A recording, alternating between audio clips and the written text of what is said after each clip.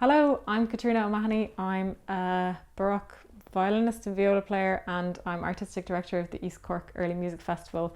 And I'm going to tell you a little bit about one of the instruments I play, which is the Baroque viola. So you might be able to see another little video we have about the Baroque violin, which will tell you a good bit about the difference between Baroque string instruments and modern string instruments.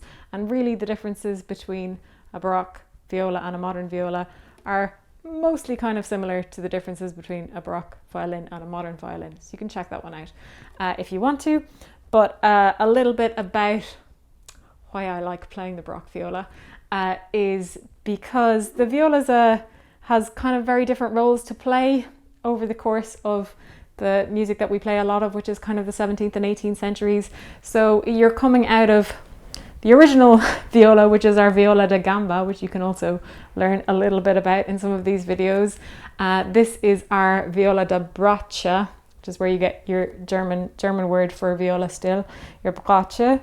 And then you just have the little one that comes along later on, which is our violin. So viola comes first, really.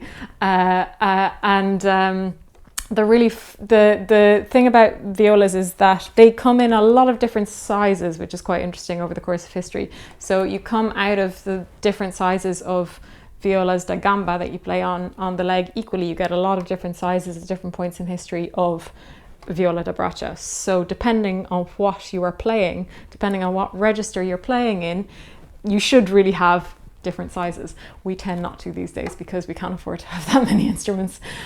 So this one is tuned how we would expect a viola to be tuned, with an A, D, G, C. You can see I've got two pure gut strings on this. I've got an A and a D, and then my G and my C string are both wound with metal around a gut core.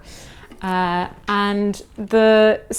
some of my favorite repertoire to play on the viola is the stuff you get in the 17th century in Germany, especially. You get a lot of really rich inner parts. You get a lot of really beautiful music written where the orchestra part has 2 violin parts and 3 viola parts, and then your continuo. So you get all of these really beautiful, rich inner voices. Stefani Stabat Mater is like one of the pieces that utterly changed my life. So go and have a listen to it if you haven't.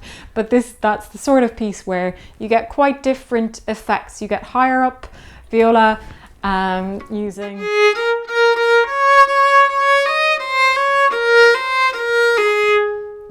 all of these notes that it has higher up, and then you get very low,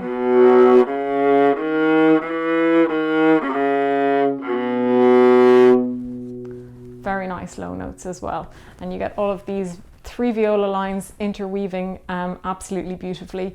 Also, in even getting into the 18th century, Bach in particular always writes something nice for the violas. Bach has a thing for the viola part. He liked to play it himself. So sometimes you can get really boring viola parts in an orchestra setting where the composer hasn't bothered to think about writing anything interesting for the violas. Never Bach. Bach always writes something interesting for the violas. And what's really fun about playing viola in a Baroque orchestra is that you get to be simultaneously almost part of the continuo, and you get to be part of the upper strings. So you get absolutely best of both worlds. You get some nice melodies that you can do along with the violins, and then you get to be the engine, the thing that's always pushing it forward, working along with the continuo, which is the cello, harpsichord, bass, whatever you've got down there, a lot of the time. So that's why I really like playing Baroque viola. So you'll notice I haven't really mentioned too much about solo music. You don't get that much solo music for a viola before the 18th century. You start to get it. Telemann's the first one. The first viola concerto that we think of. There's a little bit around from Clown, and then you get the Bach Brandenburg 6 with the 2 viola parts and 2 viola da gamba parts. They're starting to bring the viola into its own as a solo instrument, but it's also really, really fun to play in ensemble. So I was going to play a little something for you on the viola today, which is not necessarily a viola piece at all. But since we're in Ireland, I thought I might play something for you, which is not necessarily for the viola, but it has a nice story attached to it, and it's a very lovely tune. So.